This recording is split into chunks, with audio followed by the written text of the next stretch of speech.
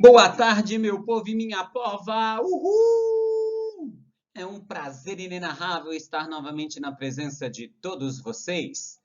Daremos início agora à nossa videoaula de número 4, Redação, módulo 6. Lembrando que este módulo 6 será o último módulo do livro 1.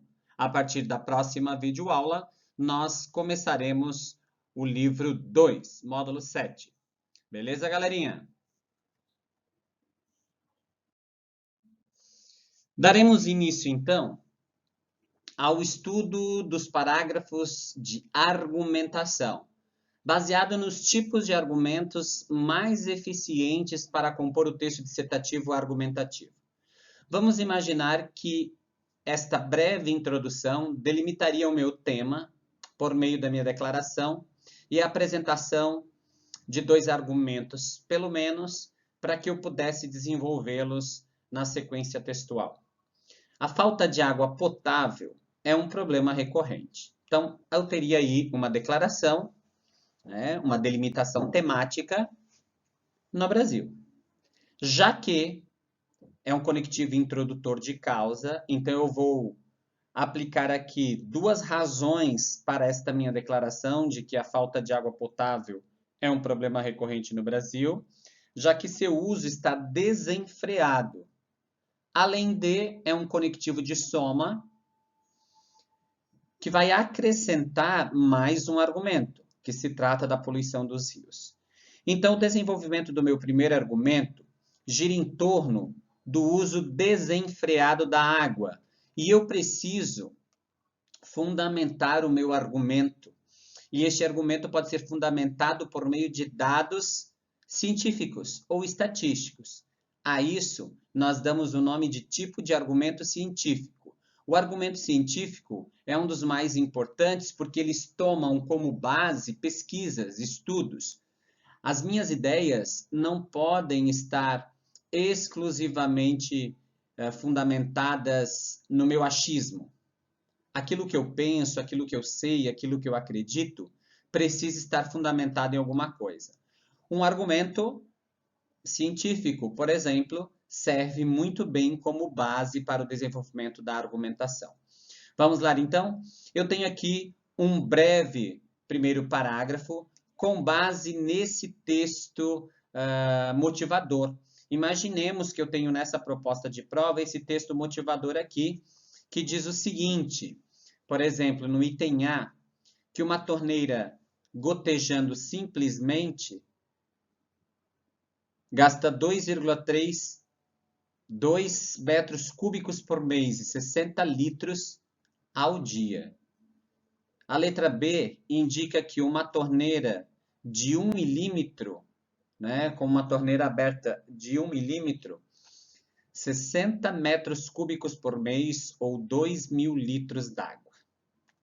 E tem também a imagem C, que diz que uma torneira aberta de 2 milímetros gasta 130 metros cúbicos por mês e 4.500 litros de água ao dia são desperdiçados. Então, eu posso utilizar dados daqui, estatísticas, né? Aqui eu tenho como base a rede de abastecimento do Paraná, uma entidade cujo renome é de grande importância, então é relevante fazer a menção a ela nessa situação.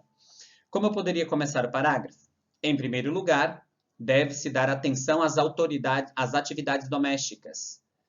Aqui, fazendo uma alusão ao uso desenfreado, já que uma torneira gotejando, por exemplo, desperdiça, segundo a rede de abastecimento do Paraná, 1.800 litros de água por mês. Bom, essa primeira informação aqui, deve-se estar atento às atividades domésticas, faz uma referência à essência do primeiro argumento, que é o uso desenfreado da água. Claro que eu poderia trazer exemplificações aqui, mas o Davis está mencionando com vocês o essencial para que nós saibamos o tipo de informação que está dentro deste parágrafo. Então, eu trago aqui uma retomada do argumento. O já que, como já vimos lá no primeiro parágrafo, e aqui eu deixei o já que justamente para chamar a atenção de que justificativas terão em todos os parágrafos, mas eu não posso repetir os conectivos. Então, aqui eu teria que ter usado, por exemplo, uma vez que uma torneira gotejando desperdiça 1.800 litros de água por mês. Então, eu vou fazer uma referência ao conteúdo dos textos de apoio, por exemplo. Eu peguei o dado do texto de apoio. Agora, cuidado. Cuidado com o dado, porque aqui eu estou dizendo que uma torneira gotejando desperdiça 1.800 litros de água por mês. E são 2 metros cúbicos por mês, né? 1.800 litros de água.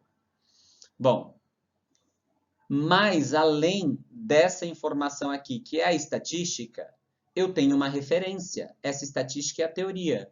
Com base em que uma torneira gotejando desperdiça 1.800 litros de água por mês? Isso é um achismo meu? Eu que vi isso, fiz o teste lá, deixei a torneira gotejando e contei e fiz a medida da quantidade de litros que foram desperdiçados nessa situação? Não. Eu tenho uma ideia de referência aqui, que é a rede de abastecimento do Paraná com o conectivo segundo, que faz com que eu introduza a conformidade. De acordo com quem? Segundo a rede de abastecimento do Paraná. Então, que informações eu tenho aqui? A retomada do conteúdo do argumento. Uma causa, que é uma teoria, e uma justificativa. Então, é o mínimo que eu preciso ter. Retomar, ter uma causa e ter uma referência. Essa causa é uma teoria. Teoria, referência e retomar. Retoma um argumento, uma teoria e uma referência. Bom, nós vimos um argumento fundamentado na ciência. Agora veremos o argumento fundamentado na autoridade, o chamado argumento de autoridade. Nesse argumento, nós fazemos citações diretas ou indiretas de pessoas com credibilidade ou especialistas no assunto.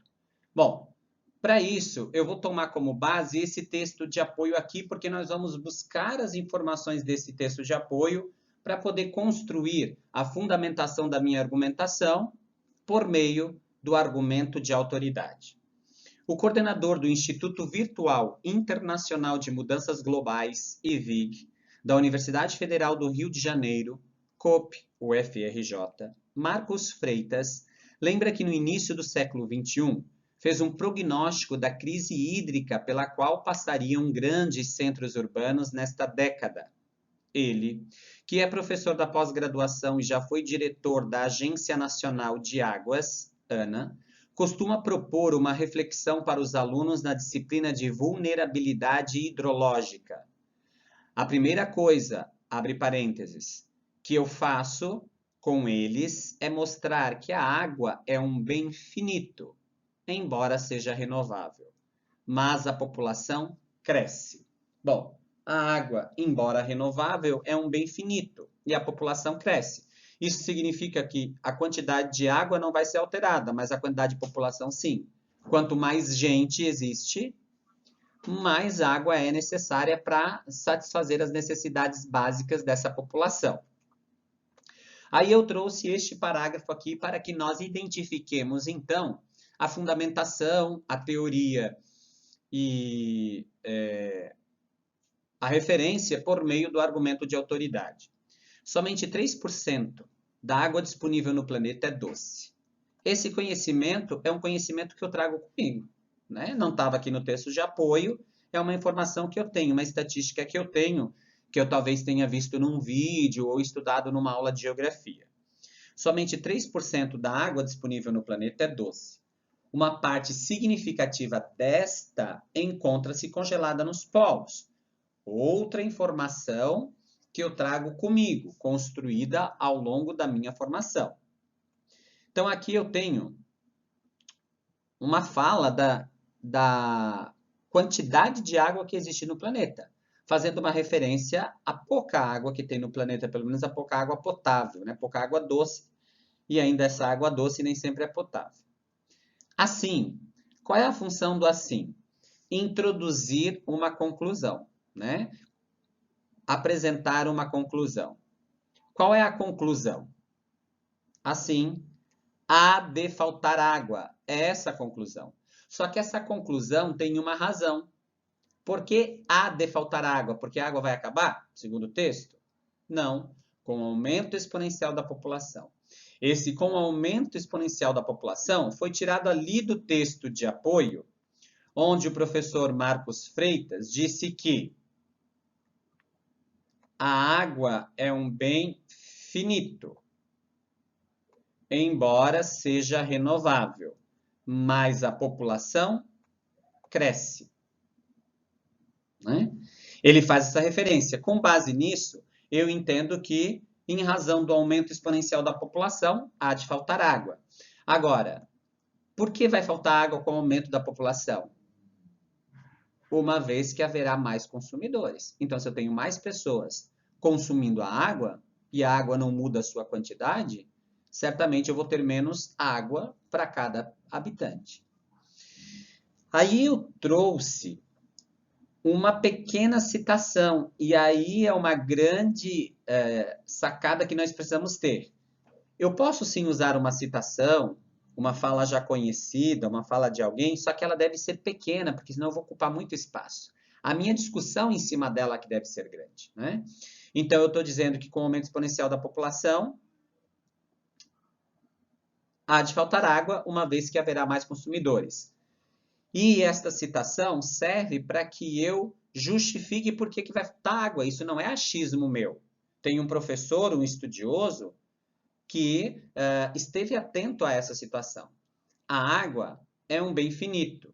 Expõe aos seus alunos Marcos Freitas, professor de vulnerabilidade hidrológica da UFRJ, certo? Então, a água é um bem finito, é a minha citação do professor Marcos Freitas. Então, eu tenho aqui a teoria e a referência, que ficou no final do parágrafo, sem problema algum. Mas eu preciso de uma teoria e de uma referência para fundamentar as minhas ideias. Vimos aqui o exemplo do argumento de autoridade, no caso deste parágrafo aqui, e do argumento científico, no caso do parágrafo anterior. A argumentação, então, pode ser organizada de diferentes maneiras. O Davis vai colocar aqui uma delas como referência, que diz o seguinte: vamos começar o segundo parágrafo com conectivo inicial, em primeiro plano. Aí eu trago a minha referência, o professor Marcos Freitas, e a sua teoria. Segundo o professor Marcos Freitas, a água é um bem finito. Conectivo. Ao seguir essa linha de pensamento do professor Marcos Freitas de que a água é um bem infinito, há de faltar água. Opinião. Há de faltar água. Conectivo. Para indicar a causa dessa opinião, há de faltar água em razão do aumento exponencial da população. Justificativa. Aí um conectivo para apresentar a conclusão do parágrafo. Assim, conclusão do parágrafo. O uso consciente da água potável é de suma importância. Posso até justificar. Uma vez que 1/3 da água do planeta é doce e boa parte dela se encontra congelada nos polos. Então, estruturei aí o segundo parágrafo com as informações necessárias. Posso trazer mais de uma teoria, mais de uma referência. Terceiro parágrafo. Mesma organização. Não vou poder repetir conectivos. Então, inicio o terceiro parágrafo, por exemplo, com outro sim. Vou trazer uma referência para o segundo argumento de autoridade ou científico. Vou trazer uma teoria. Aí apresentei aquela teoria. Ao questionar essa lógica, dou a minha opinião. Há de faltar água. Conectivo. Uma vez que a população aumenta exponencialmente. É a minha justificativa. O meu conectivo de conclusão do parágrafo. Logo, é necessário fazer o uso consciente da água potável disponível no planeta, por exemplo. Então, Isso daqui serve como um esqueleto para construir o segundo e o terceiro parágrafo. Com sua opinião e justificativa fundamentados numa teoria e numa referência, e fazendo a conclusão do parágrafo. Muito bem, pessoal, hora de praticar o aprendizado lá na página 254 do livro de vocês. Enquanto vocês pegam o livro e abram na página 254, nós vamos ouvir esta letra. Salve Brasil, MC tamo junto. Eu sou, vai segurando, moleque. E aí, Neymar, o técnico sambo é nóis. E olha como que eu vou, hein, no Flow, por onde a gente passa é show, fechou. E olha onde a gente chegou. Eu sou país de futebol, nego. Minha pátria amada, idolatra, dá um salve à nossa nação. E através dessa canção hoje posso fazer minha declaração. Entre house e boy bem que vi ela jogando bola dentro da favela. No menor não tem coisa melhor e a menina que sonha em ser uma atriz de novela. O negócio eu virei fui dela, descalço gastando canela. Hoje no asfalto de toda São Paulo, de nave no mano, tô na passarela. Na chuva, no frio, no calor, no samba, no rap, tambor. Vou pro céu igual meu redentor, agradeço ao nosso Senhor. No flow, por onde a gente passa é show, fechou. E olha onde a gente chegou. Eu sou país do futebol, negou. A técnico sambo, tocou Neymar. No flow, por onde a gente passa é show, fechou. E olha onde a gente chegou. Eu sou país do futebol, negou. A técnico sambo, tocou Neymar. Não desistir. Independente se você encontra uma barreira na sua frente, menosprezado, falar que você é ruim. Isso aí acontece com todo mundo, já aconteceu comigo.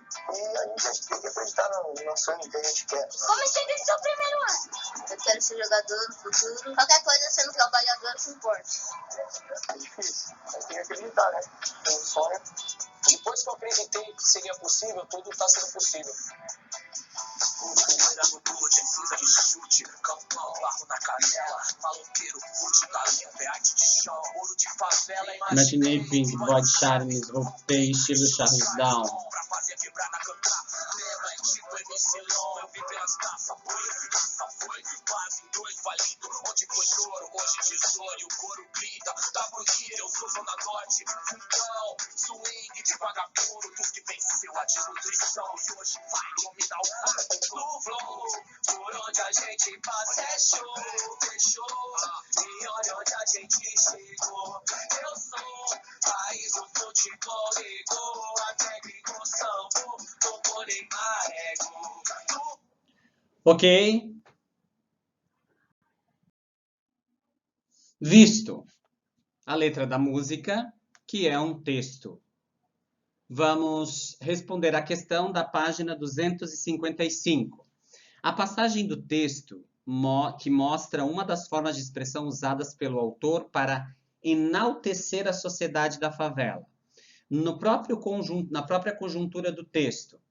Que frase aqui, que trecho, que verso representa uma maneira de enaltecer a favela? Eu vim pelas taças, pois raça. Não está enaltecendo a favela. Voltei estilo Charles Down. Também não. Arte de chão, ouro da favela. A arte feita no chão, a arte feita no barro, a arte feita na mais singela liberdade, no mais singelo espaço, no mais simples lugar, é a arte do chão, o ouro da favela. Então, esta letra C aqui, que representa a expressão usada pelo autor para enaltecer a sociedade da favela. Até porque o ouro está sempre em primeiro lugar. Já a questão número 2 diz o seguinte: o texto apresenta uma das contradições marcantes e recorrentes na sociedade brasileira. Qual é a contradição marcante e recorrente na sociedade brasileira? Letra A. A condição apresentada pela sociedade, apresentando os caminhos a serem seguidos no aspecto de atingimento de objetivos? Não, porque muitas vezes eles não têm orientação acerca dos seus objetivos. Porque lhes falta o quê? Quem pensou em educação fez uma inferência adequada. Letra B. Quase ausência de educação, o que fomenta o sucesso revelado apenas pelo talento individual, porque há a falta de educação naquele espaço, educação formal, de escolas de qualidade, de material de qualidade, de espaço físico de qualidade, né? Letra B. Tentativa de buscar soluções para a sociedade em questão por meio de projetos sociais originados no meio empresarial? Não, porque aqui é a busca pelo futebol, né, pela atividade esportiva, porque é o único lazer que lhes é propiciado.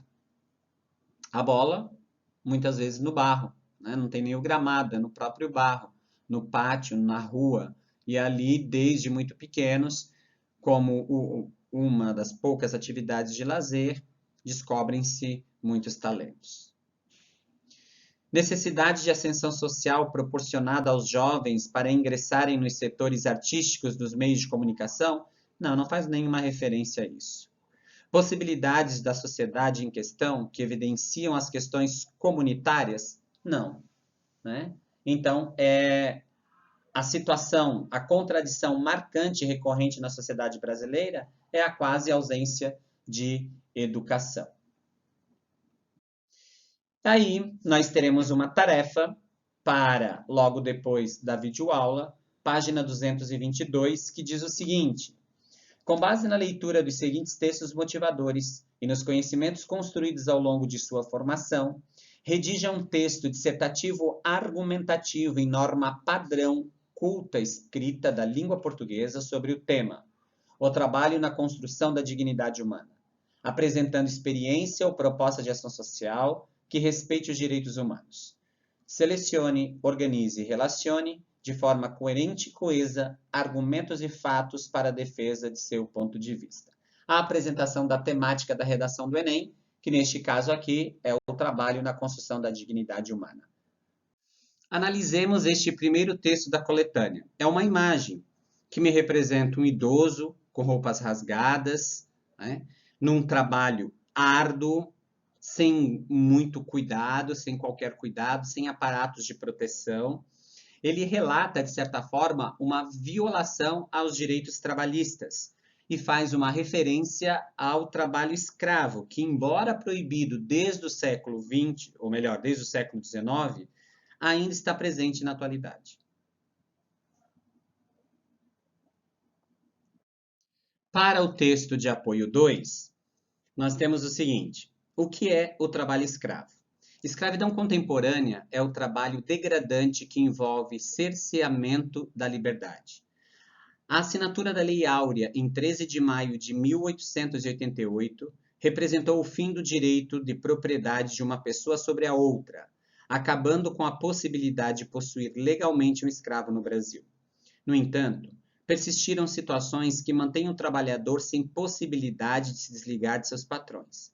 Há fazendeiros que, para realizar derrubadas de matas nativas para a formação de pastos, produzir carvão para a indústria siderúrgica, preparar o solo para plantio de sementes, entre outras atividades agropecuárias, contratam mão de obra utilizando os contratadores de empreitada, os chamados gatos.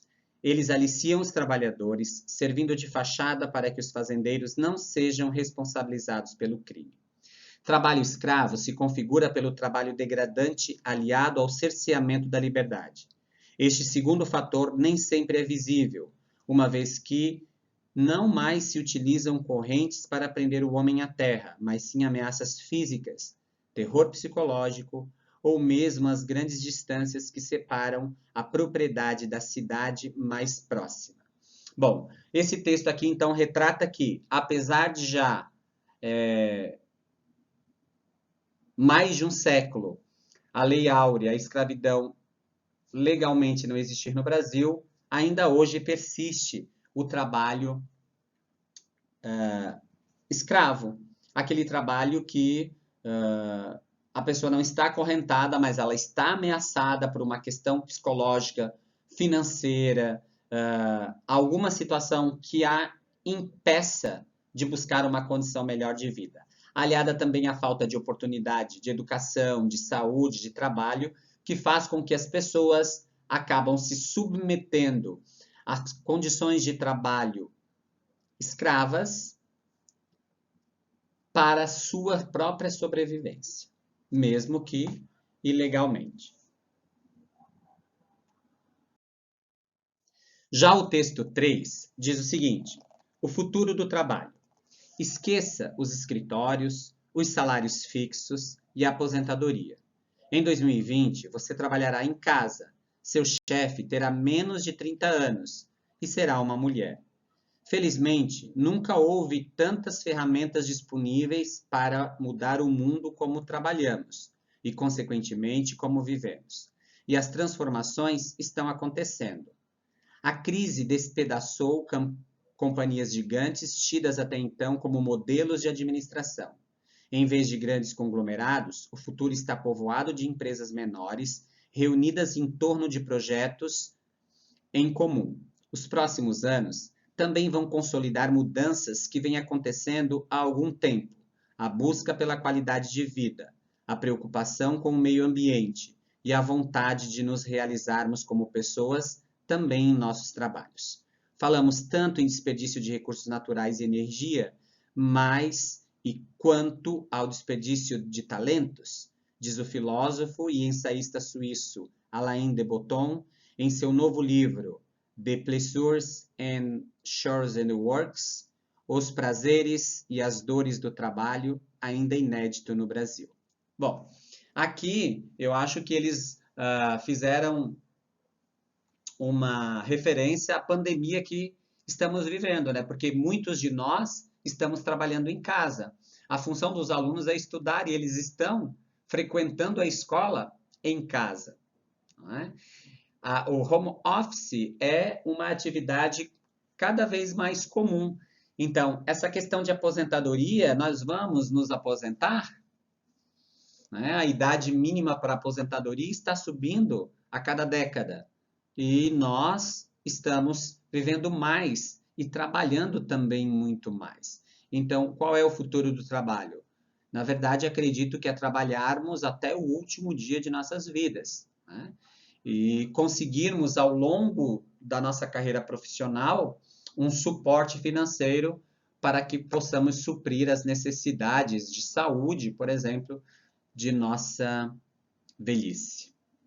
Bom, com base, então, nesse conteúdo de texto, do texto 1, 2 e 3, fazendo uma analogia ao trabalho escravo, a alteração de trabalho num futuro próximo, vocês devem, então, produzir um texto dissertativo argumentativo sobre a temática, o trabalho na construção da dignidade humana. Na nossa próxima Hangout, o professor vai auxiliá-los a produzir esse texto. Vocês vão produzindo e tirando as dúvidas comigo. Beleza, pessoal? Beijos e até a nossa próxima aula. Tchau, tchau.